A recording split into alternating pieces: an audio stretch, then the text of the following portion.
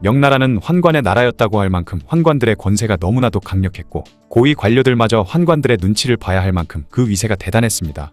환관들이 그런 힘을 가질 수 있었던 이유는 수많은 암군들이 환관에게 그런 힘을 주었던 것뿐만 아니라 자체적으로 동창이라는 비밀정보 조직을 가지고 지금으로 따지면 경찰과 검찰, 판결의 사형집행까지 모든 걸 할 수 있었기 때문이죠. 오늘은 명나라를 멸망으로 이끄는데 지대한 영향을 끼쳤던 환관들로만 구성된 명나라의 비밀정보 조직 동창에 대한 이야기를 해볼까 합니다. 1368년 주원장은 명나라 황제로 등극한 뒤 1382년에 황성과 수도의 호위를 위해 금의위라는 특무조직을 만들었죠. 이 금의위는 황제의 의장과 황성수호, 수도 순찰이나 죄인을 체포하고 신문 등을 했었는데 이들의 가장 무서웠던 점은 형부의 법 절차를 거치지 않고 바로 자체 기관인 금부옥에 잡아와 죄인을 투옥하고 신문한 뒤 처형까지 했던 것입니다.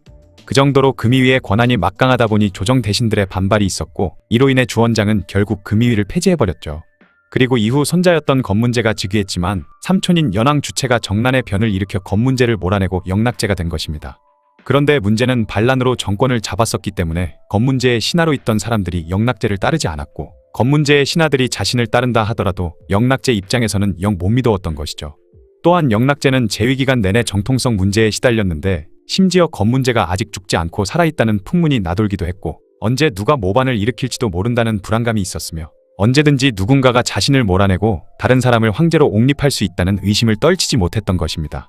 그래서 영락제는 불안한 마음을 그나마 좀 편하게 하기 위해서는 자신을 따르든 따르지 않든 항상 감시를 해야 할 필요성을 절실히 느끼게 되었고 그렇게 그는 아버지 홍무제가 없앴던 금의위를 다시 부활시켰던 것이죠. 하지만 영락제는 금의위만으로는 불안하다 생각했기 때문에 1420년 새로운 정보기관인 동창을 만들게 되었습니다. 그는 정난의 변을 일으켰을 때 환관의 도움이 컸었기 때문에 환관이 그나마 제일 믿을만하다고 느꼈고 항상 황제에 가장 가까운 곳에서 자신을 모시는 사람들이었기 때문에 가까이 두고 일을 부리기 쉽다고 생각해서 동창을 이끄는 수장으로 환관을 택했죠. 그렇게 영락제는 자신이 신임할 수 있고 충성심이 확인된 환관들만을 모아 동창을 맡겼습니다.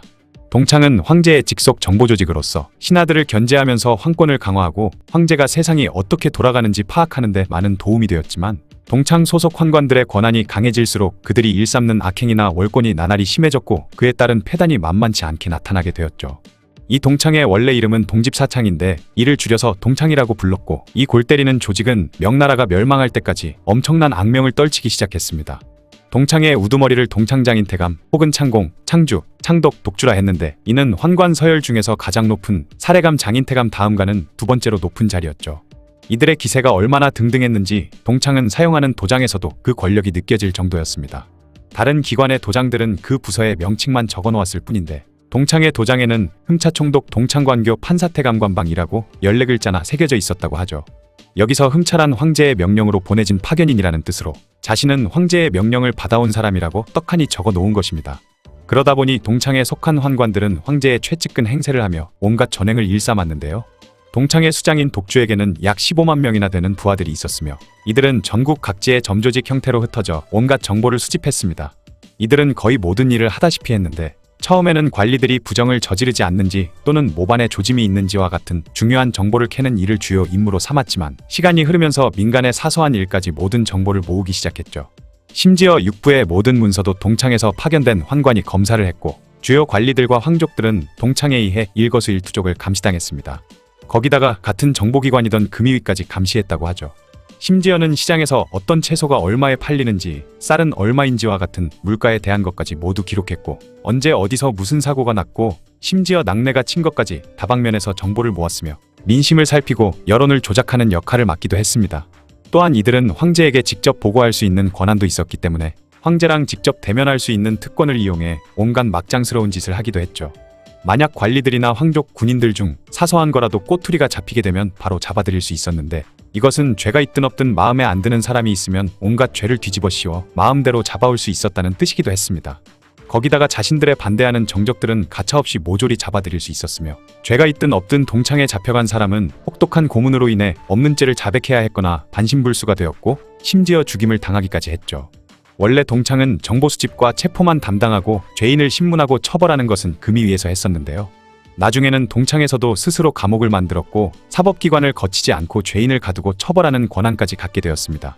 그리고 점차 동창의 힘이 계속해서 강해지다 보니 나중에는 금이위보다 더 강한 조직이 되어버렸으며, 금이위의 수장인 지휘사는 동창의 수장인 독주를 만나면 무릎 꿇고 절을 하기도 할 정도였죠. 그렇게 동창에서는 막강한 권력을 바탕으로 무자비한 반대파 숙청을 자행하면서 조정을 장악하게 된 것입니다. 여차하면 목이 달아날 수도 있었기 때문에 조정 고위 관료들까지 환관들의 눈치를 봐야 했고, 나중에는 환관들이 대신들을 집합시킨 뒤 단체 기합을 주기도 할 정도로 환관과 동창의 힘은 대단했죠. 뿐만 아니라 동창의 환관들은 개인적인 사리사욕을 챙기기도 했는데요. 매관매직을 일삼는 건 기본이었고, 심지어 일반 백성들에게도 여러 가지 죄를 덮어씌워 돈을 바쳐야지 풀어주기도 했죠.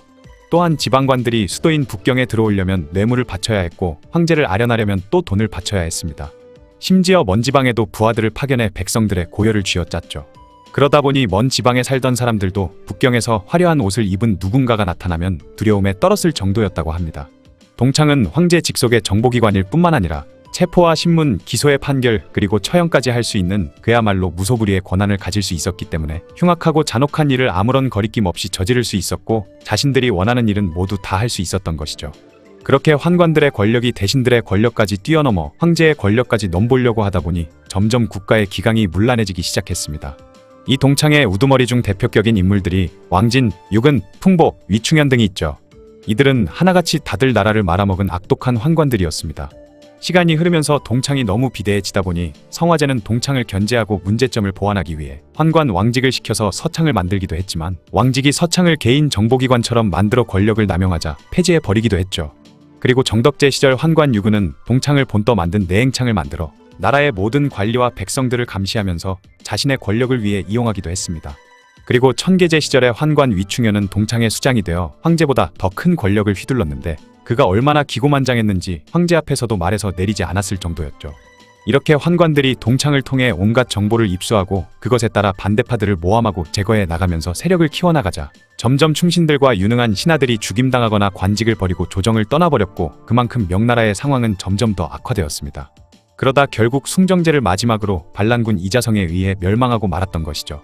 동창의 악행이 너무나도 지나쳤다 보니 동창이나 환관이 나오는 대부분의 영화에서 빌런은 환관들이 독차지할 정도입니다.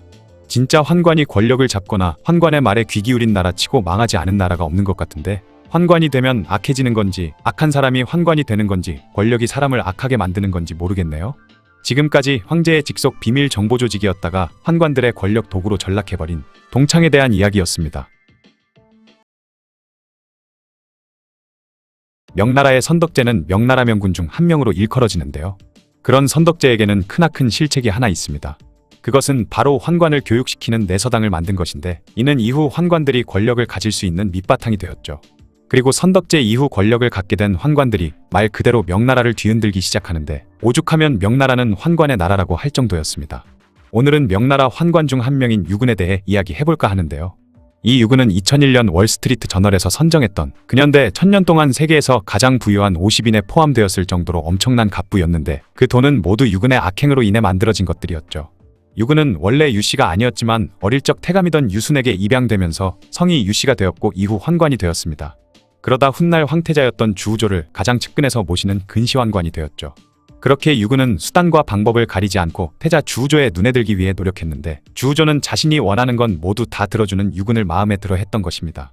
그러던 1505년 홍치제가 세상을 떠나고 태자였던 주우조가 황위에 올랐으니, 그가 바로 혼자 놀기의 달인이자 부캐로 자신이 대장군 주수가 되어 나라를 개판으로 만들었던 암군 정덕제이죠.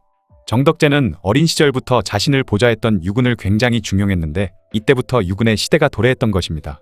아버지 홍치제가 죽기 전 충신인 육건사천 이동양 등에게 아들 정덕제를 부탁했지만, 정덕제는 허구한 날 잔소리만 해대던 신하들이 너무 귀찮았기 때문에 그들을 멀리하고 유근을 비롯해 자신을 모시던 파로를 총애했죠. 파로란 유근과 함께 마영성 구치 고봉 등 정덕제의 총애를 받았던 8명의 근시 환관이었는데, 호랑이만큼 무섭다고 해서 호자를 붙였던 것입니다. 이 파로의 우두머리가 바로 유근이었던 것이죠. 어릴 적부터 정덕제의 방탕한 기질을 잘 알고 있던 유근은 정덕제를 꼬셔 굉장히 화려한 별궁을 짓게 했는데, 별궁의 다채로운 모습이 표범 무늬를 닮았다 해서 표방이라고 불렀는데요. 이후 정덕제는 거처를 표방으로 옮겼고 죽을 때까지 그곳에서 사치와 향락만 일삼으며 살았습니다. 이에 부흥의 유근은 항상 정덕제를 즐겁게 해주기 위해 온갖 놀거리를 준비해 주었고, 수시로 정덕제와 미복 차림으로 황궁 밖에 있던 홍등가를 찾기도 했죠. 그렇게 정덕제가 원하는 건 무엇이든 해결해주면서 정덕제의 총애를 받아 국정을 농단하기 시작했습니다. 유근에 의해 점점 조정 업무에서 배제된 대신들은 유근을 비난하는 상소를 올렸고, 천문과 역법 업무를 하던 양원이란 사람은 천문을 관찰한 이후 유근을 처단하지 않으면 장차 큰 변란이 일어날 것이라고 간언했습니다. 신하들의 상소와 충언이 계속해서 올라오자 가만히 있을 수 없었던 정덕제는 고민 끝에 유근을 유배 보냈다가 좀 잠잠해지면 다시 부를 생각이었지만, 대신들은 이번 기회에 유근을 처형시켜야 한다고 의견을 모았고, 다음날 황제에게 다같이 찾아가 유근을 죽여야 한다고 간언하려는 계획을 세웠죠. 그런데 이 소식을 들은 이부상서였던 초방이라는 사람이 곧장 유근을 찾아가 이 계획을 모두 말해주었고, 다급해진 유근은 파로들과 함께 정덕제에게 찾아갔습니다. 그리고 대신들이 자신을 모함한 이유는 정덕제가 좋아하는 것들을 못하게 하고 궁 밖에서 난잡하게 노는 걸 제한하기 위해서 그러는 것이라며 눈물로 호소했는데, 이 말에 넘어간 정덕제는 분노하여 유근을 사면해주면서 사례감이라는 직책을 내려주었던 것이죠. 그런데 이 사례감이라는 자리는 환관의 대장 자리였는데, 황제의 일정 관리 및 황제 문서의 수발, 황궁 내 대소사를 관장했었습니다. 이때 황제들은 신하들이 올리는 상소문 등 여러 문서들을 자신이 처리하기 귀찮으니 사례감에게 시켰는데, 이를 통해 사례감이 된 환관은 국정을 마음대로 휘두를 수 있었던 것이죠. 말 그대로 황제 대신 국정을 처리했던 것인데, 사례감의 말이 곧 황제의 말이 되었다는 뜻이기도 했습니다. 거기다가 정덕제는 유근에게 북경 황궁을 보위하는 군사조직 단영의 총지휘를 맡기기까지 하면서 그는 군권까지 쥐게 되었고, 더욱 강력한 권력을 휘두르기 시작했죠. 유근은 정덕제의 성격을 잘 알고 있었던 탓에 그가 가장 신나게 놀고 있을 때까지 기다렸다가 흥이 최고조에 다다랐을 때 불쑥 국정에 대해 물었는데요. 그럴 땐 흥을 깨기 싫었던 정덕제는 짜증을 내며 네가 있는 이유가 무엇이냐, 너희는 놀고만 있느냐, 나를 방해하지 마라 라고 말하며 알아서 처리하라고 했던 것이죠. 그렇게 대부분의 국정을 유근이 직접 처리하게 되었고, 이후에는 아예 보고도 하지 않은 채 혼자 독단으로 처리했습니다. 심지어 유근이 황제의 일거수일투족을 관장하면서 대신들은 황제를 만나는 것조차 어려워졌으며, 그가 병권까지 쥐게 되자 유근은 자신을 반대하던 대신들을 모조리 숙청하기 시작했죠. 유근의 처형을 주장했던 대신들 수십 명은 목숨을 잃거나 귀양을 가기도 했고, 관직을 박탈당하기까지 했습니다. 그렇게 유근과 파로 환관들은 그야말로 무소불위의 권력을 휘두르게 되었죠. 유근의 권력이 얼마나 대단했냐면, 한여름에 자신을 비방하는 익명의 편지가 발견되었다고 대신들을 땡볕 아래에 하루 종일 세워놓는 단체기합을 주기도 했습니다. 이때 나이든 신하들이 버티지 못하고 쓰러지자 같은 환관이던 이영이 얼음물을 먹여줬는데, 이후 유근은 이영을 타지로 추방시켜버렸다고 하죠. 또한 1507년 3월에는 신하들을 모이게 한 뒤 모두를 무릎 꿇게 하고 간신의 명단을 발표했는데, 이들은 하나같이 다 충신들의 이름이었다고 하죠. 이런 짓을 한 이유는 미리 신하들에게 경고하고 겁을 주기 위한 행동이었다고 합니다. 그러다 보니 자금성에는 주씨 황제와 유씨 황제가 있다라는 말이 돌았고, 유근을 서 있는 황제, 정덕제는 앉아 있는 황제라고 부를 정도였죠. 그리고 그는 매관매직을 일삼기 시작했는데, 그에게 있어서 관직이란 것은 그저 돈벌이 수단에 불과했던 것입니다. 그러던 어느 날 정만이라는 인물이 자신에게 불만을 가지고 있다는 소리를 들은 유근은 정만이 그의 어머니와 여동생을 강제로 범했다고 모함했고, 이에 정만은 능지처참형에 처해져 잔인하게 죽임당하고 말았죠. 또한 지방관들이 북경에 오거나 북경에 부임하게 된 관리들은 황궁에 입성하려면 먼저 유근에게 뇌물을 바쳐야 입성이 가능했고, 황제를 만나려면 돈을 바쳐야 했습니다. 이를 접견의 예 또는 배면례, 견멸례라고 불렀는데, 유근이 만나주는 것에 대한 예의로 뇌물을 줬던 것이죠. 뇌물은 양은 최소 100은 1000냥에서 5000냥에 이르렀으며, 유근에게 부탁했던 일이 성사되면 사례금을 또 바쳐야 했다고 합니다. 그런데 만약 뇌물을 바쳐야 하는 관리들이 돈이 없으면 북경 부자들에게 돈을 빌려서라도 바쳐야 했는데, 이를 경채라고 불렀다고 하죠. 만약 뇌물을 바치지 않는 자가 있으면 온갖 구실을 잡아 파면시켜버렸습니다. 고위 관리들도 예외는 아니었기 때문에 뇌물을 바치지 않았다가는 탄핵을 받아 관직을 박탈당하거나 심지어 머나먼 변방으로 쫓겨나기까지 했죠. 그렇게 긁어모은 재산은 무지막지했는데, 당시 유근의 재산과 권력은 황제에 버금갔을 정도였습니다. 사태가 이 정도이다 보니 점점 더 조정은 파탄이 나기 시작했던 것이죠. 또한 유근은 비밀 조직인 내행창을 만들어 나라의 모든 관리와 백성들을 감시하기 시작했고, 행여나 의심스러운 행동을 보이면 즉시 제거해버렸습니다. 이때쯤 자기와 의견이 같으면 편먹고 아니면 공격한다라는 당동벌이라는 말이 유행했죠. 하지만 유근의 이런 막장행각은 결국 파탄을 초래하게 되는데요. 여러 관리들이 유근에게 뇌물을 바치기 위해서는 결국 백성들을 쥐어짜야 했기 때문에 궁지에 몰린 백성들은 전국적으로 반란을 일으키기 시작했습니다. 심지어 1506년에 일어난 유육유칠 형제의 난은 뇌물의 난이라고도 불리죠. 또한 8호 중 한 명이었지만 유근과의 사이가 멀어졌던 장영이라는 환관이 반란을 진압하고 돌아와 정덕제를 아련하게 되었는데, 이때를 기회로 삼아 유근이 모반을 꾀하고 있고 17가지의 대죄를 저질렀다며 정덕제에게 고해 바쳤던 것입니다. 거기다가 다른 신하들도 유근의 악행을 일러 바쳤고, 결국 모든 사실을 정덕제도 알게 된 것이죠. 유근의 만행이 상상을 초월하자 정덕제도 깜짝 놀라게 되었는데 즉시 병사들을 풀어 유근의 집을 수색하니 엄청난 금은보화는 말할 것도 없고 그 외에 충격적인 것이 발견되었는데 그것은 바로 옥새와 골룡포, 옥대 등 황제들이 사용하는 물건들이었던 것입니다. 또한 유근이 항상 가지고 다니던 부채 안에는 2자루의 비수가 나오기도 했죠. 그렇게 역모의 증거가 될 만한 물품들이 나오자 격분한 정덕제는 그를 당장 체포하라고 명령했고 그렇게 그는 결국 능지처참을 당하게 됩니다. 유근은 형벌이 시작되고 나서 극심한 고통을 참지 못해 결국 다음날 목숨을 잃고 말았는데요. 그가 죽은 이후에도 칼질은 계속되어 수천 번이나 온몸이 도련해졌다고 하죠. 그렇게 오랜 기간 막강한 권력을 휘두르던 환관 유근의 마지막은 처참하기 그지 없었습니다. 그가 뇌물을 받아 모은 재산은 황금 330톤에 백은 8,050톤에 이른다고 하죠. 훗날 이자성이 북경에 들어가서 숭정제의 1년 동안의 재정 수입을 조사해보니 백은 200톤 정도였다고 하는데 이것에 비교하면 유근이 받아먹은 뇌물이 얼마나 어마어마했는지 놀랄만한 수준입니다. 권력을 안 가져봐서 모르겠지만 결국 권력의 끝은 비참하기 마련인 것 같은데 왜 자꾸 권력을 얻으려고 발버둥 치는지 모르겠네요. 지금까지 세상 가장 부자이자 최강의 권력을 가졌었지만 세상에서 가장 처참하게 죽은 환관 유근에 대한 이야기였습니다. 명나라는 환관의 나라라고 할 정도로 암군도 많았고 악행을 저지르는 환관들도 많았죠. 그런데 그중 가장 널리 알려져 있기도 하고 황제보다 더 강력한 권력을 휘두르던 환관도 있었습니다. 그는 바로 환관 위충현이죠. 중국의 황제들에게는 만세라고 하고 조선의 왕들에게는 천세라고 하는데 이 위충현에게는 9,000세 또는 9,900세라고 했다고 합니다. 그 정도로 막강한 권력을 휘두르던 환관이었지만 그의 마지막은 처참하기 그지 없었는데요. 오늘은 역대 최악의 환관 위충현에 대한 이야기입니다. 위충현의 원래 이름은 위사였는데요. 그는 굉장히 가난했던 집안에서 태어났었는데 문제는 도박에 미쳐 있었다는 것입니다. 도박 빚이 너무 많이 생겨버리자 빚을 갚기 위해 아내와 딸까지 팔아버렸다고 하죠. 그러던 어느 날 남에게 개무시 당하는 비루한 인생을 살 바에는 차라리 스스로 거세를 하고 환관이 되기로 마음먹었고 그는 목숨 걸고 스스로 거세를 해버렸습니다. 다행히 목숨을 건질 수 있었던 위사는 운 좋게 사례병 필태감 손섬의 수하로 들어갈 수 있었고 이름을 진충으로 바꾸었죠. 진충은 배운 것도 없었고 글도 읽고 쓸 줄도 몰랐지만 머리가 굉장히 똑똑했는데요. 그 비상한 머리로 얼마 안가 손섬의 눈에 드는데 성공해 황궁의 창고를 관리하는 직책을 맡게 되죠. 그런데 당시 환관들의 우두머리는 왕안이라는 인물이었는데요.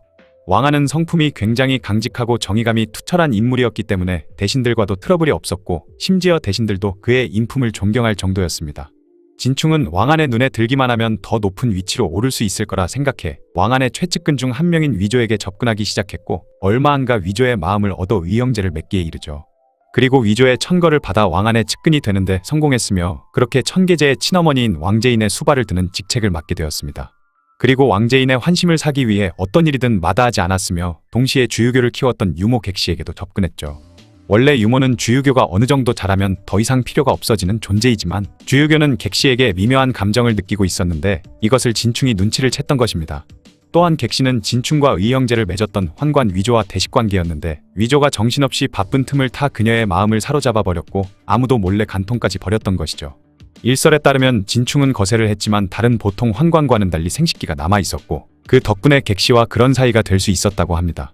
그리고 이후 진충은 객시를 빼앗은 것도 모자라 자신을 도와줬던 의형제 위조를 모함해 귀양을 보내버리기까지 했죠. 그러던 1620년 갑자기 태창제가 세상을 떠나버렸고 이후 주유교가 천계제로 즉위하게 되었으며 황제가 된 지 한 달도 채 되지 않았을 때 총애하던 유모 객시를 봉성부인으로 책봉했습니다. 이후 객시는 태후보다 더 강한 권세를 누리게 되는데요. 잠깐 객시에 대한 이야기를 해보면 객시가 한여름 더위를 싫어하자 천계제는 그녀에게 시원한 그늘집을 지어준 뒤 얼음을 계속 주었다고 하고 국내에서 어딘가 이동할 때는 항상 가마를 타고 오갔으며 그녀가 어딜 갈 때 수행하는 인원만 수백 명에 달했다고 합니다. 그리고 밤에 그녀가 다닐 때는 그녀의 수행원이 들고 늘어선 등불이 마치 은하수가 흐르는 것처럼 보였다고 하죠. 또한 천계제의 자리 옆에는 항상 객시의 자리도 마련되었을 정도로 그녀는 천계제의 총애를 받아 강한 권세를 누렸습니다. 그리고 객시와 연인 관계이던 진충 역시 객시의 입김에 힘입어 사례감의 병필태감으로 오르게 되는데요. 병필태감은 각부 대신들이 올린 각종 문서들을 선별하여 황제에게 보고하거나 황제의 명을 대신들에게 전달하는 일을 하던 직책이었고 그렇게 진충은 천계제의 눈과 귀가 될 수 있는 위치에 올라서게 된 것이었죠.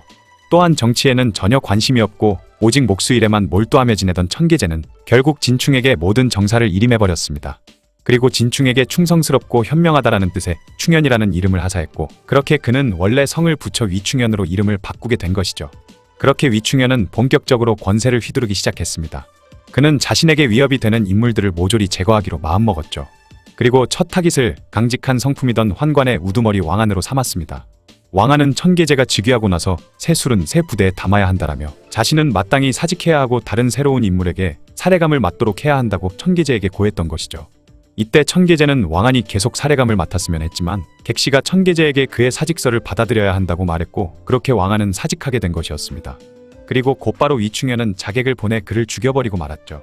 또한 천계제는 위충현의 조카를 황제와 황궁을 지키는 금이군의 책임자 직책인 지휘첨사로 임명했는데 그때부터 위충현은 군대까지 장악하다 보니 더 강력한 권력을 휘두르게 됩니다. 위충현은 금이군의 전력을 강화한다는 핑계로 몰래 황궁에서 사병 1만 명을 조련했으며 이후 동창의 수장까지 맡게 된 위충현은 감찰과 수사를 포함해 체포와 신문, 심지어 처벌까지 가능하게 되면서 백성들 뿐만 아니라 대신들, 심지어 황족들까지 그의 권력에 두려움을 느꼈을 정도였죠. 당연히 그는 매관매직과 뇌물수수 등 온갖 악행을 다 저질렀고 그의 만행과 국정농단을 참을 수 없었던 독림당 대신들은 천계제에게 위충현의 죄상들을 열거하며 그를 처벌해야 한다고 간청했습니다. 하지만 천계제는 별다른 답이 없었고 대신들의 상소에 놀란 위충현은 천계제의 조서를 위조해 그들을 모조리 잡아들인 뒤 혹독한 고문을 가했죠. 그러자 1624년 6월 좌부도어사 양년이 위충현의 24가지 대죄를 상세히 밝힌 상소문을 올렸습니다. 심지어 양년의 상소문에는 천계제 자식들의 의문스러운 죽음에는 위충현과 객시가 연루되어 있다는 내용까지 들어가 있었죠. 자칫 잘못하면 대역죄로 다스려져 목이 여러 개라도 부족할 판이었습니다. 심상치 않은 분위기의 위충현은 얼른 천계제에게 달려가 억울함을 호소했고 객시 역시 그를 도와주었죠.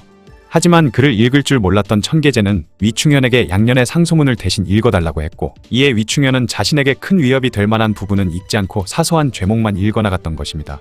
그러자 천계제는 별일 아닌 일로 소란을 피운다며 양년을 꾸짖었고 그렇게 다시 힘을 얻게 된 위충현의 피의복수가 시작되었죠.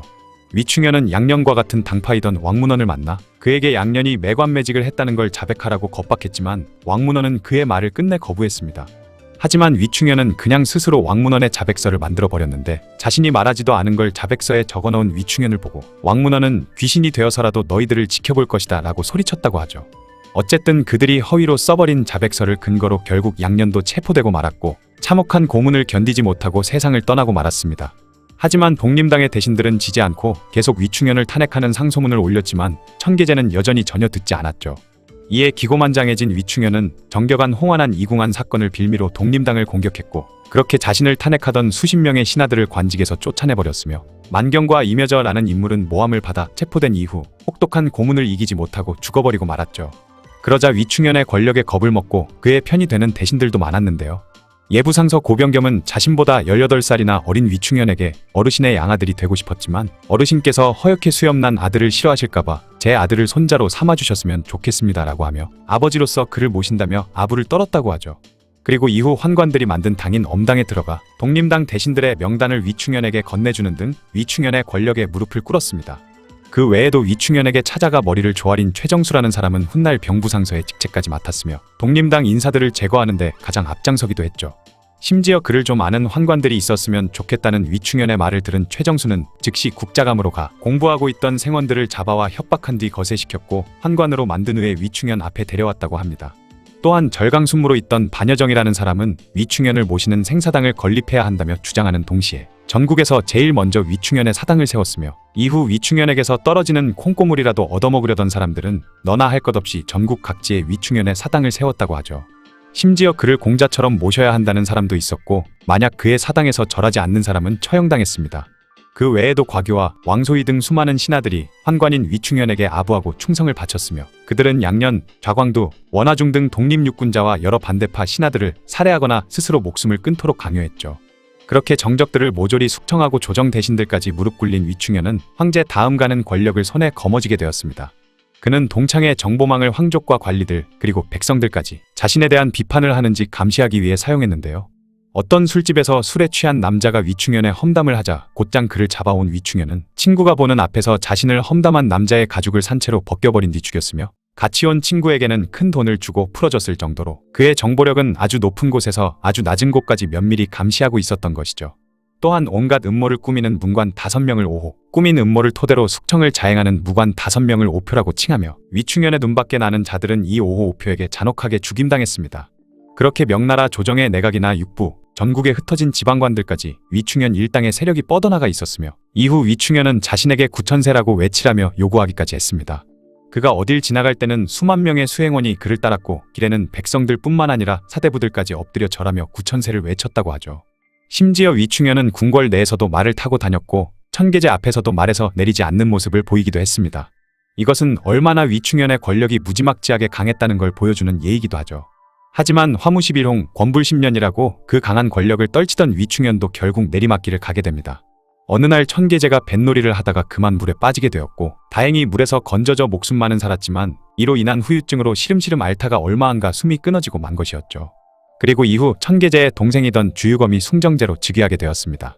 천계제가 숨을 거두었을 당시 위충현은 황제의 죽음을 숨기고 숭정제가 제위에 오르는 걸 막으려고 했지만 장황후의 도움으로 무사히 주유검이 제위에 오를 수 있었죠. 숭정제가 새로운 황제에 올랐지만 위충현과 객시의 권세는 여전히 매우 강력했고 이미 조정은 위충현의 사람들로 가득 차 있었기에 섣불리 움직였다가는 오히려 숭정제가 당할 수도 있는 상황이었던 것입니다. 야사에 의하면 숭정제는 언제 위충현과 객시에게 살해당할지 모르는 상황이었기 때문에 장황후의 말에 따라 궁에서 주는 음식은 먹지 않고 몰래 궁 밖에서 들고 온 음식만 먹었으며 잘 때도 칼을 차고 잤다고 하죠.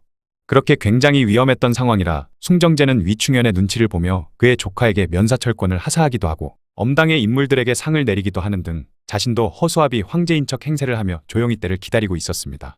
하지만 위충현의 만행을 보고만 있을 수 없었던 충신들이 하나 둘 위충현을 탄핵하기 시작했고 숭정제도 천계제처럼 마냥 위충현을 보호해주지는 않았기에 결국 위충현은 버티지 못하고 사직을 하게 되었죠. 숭정제는 그를 배려하는 척하며 고생했으니 고향에 내려가 평생 편하게 지내라는 말과 함께 그를 고향으로 내려가도록 명했습니다. 이때 위충현이 모은 재물이 얼마나 많았는지 그의 짐을 싸는 데만 꼬박 3일이 걸렸고 술에 40대의 금은보화가 가득 실렸다고 하죠. 그렇게 위충현은 베이징을 떠나게 되었는데 그가 뜨자마자 숭정제는 기다렸다는 듯이 체포령을 내렸고 이후 오호오표들도 모두 잡혀 들어왔습니다. 고향으로 내려가던 중 이 소식을 들은 위충현은 결국 스스로 목숨을 끊고 말았는데 그의 수레에 있던 재물은 모두 그의 하인들이 챙겨 도망쳤다고 하죠. 황제보다 더 강력한 권세를 휘두르며 사람들에게 구천세를 외치라 강요한 위충현은 권력을 가진 지 고작 7년여 만에 비참한 최후를 맞이하게 된 것입니다. 이후 그의 시신은 목이 베어져 효수되었고 그의 몸은 천갈래 만갈래로 찢기는 천찬만륙의 극형을 받게 되었으며 각지에 있던 그의 사당과 상들 역시 모두 파괴되었죠. 거기다가 재산도 몰수되었고 그의 일족들 역시 싸그리 처형되었습니다. 객시 역시 잡혀온 뒤 고문 끝에 악행을 모두 자백했고 그대로 몽둥이에 맞아 죽고 말았으며 그를 따르던 신하들 환관들 역시 작게는 삭탈관직, 유배형에 그쳤고 그 외엔 모두 처형당하고 말았죠. 이때 죽임당한 엄당 인물들이 총 261명이나 되는데 당시 조정 관리의 수가 800여 명 된 걸 생각해보면 거의 관리들 중 3분의 1의 목이 날아간 것입니다. 이 일을 흠정여간이라고 부르죠. 위충현을 섬겼던 인물 중 한 명인 고병겸은 비록 목숨은 건졌지만 관직을 삭탈당한 후 집으로 돌아갔는데 화난 군중들이 집을 태워버렸고 그렇게 군중들에 의해 죽임당했다고 합니다. 이렇게 명나라를 뒤흔든 위충현의 세력은 모두 정리되었지만 이미 명나라의 명우는 기울대로 기울어져 있었기 때문에 위충현이 죽은 이후 불과 17년 만에 멸망하고 말았죠. 조천왕해록에는 이런 구절이 있는데요. 바로 천하의 권세를 가진 자는 첫째는 태감 위충현이요 둘째는 갱내저요 셋째가 황상이다 라는 구절이죠. 이 구절로 당시 위충현의 권세가 얼마나 하늘을 찌르고 있었는지 미루어 짐작할 수 있습니다. 암군과 간신의 환상적인 콜라보는 당시 중국 대륙을 지배하던 제국 명나라를 멸망시키기에 충분했던 것 같네요. 지금까지 중국 역사상 최악의 환관이라고 할 수 있는 위충현에 대한 이야기였습니다.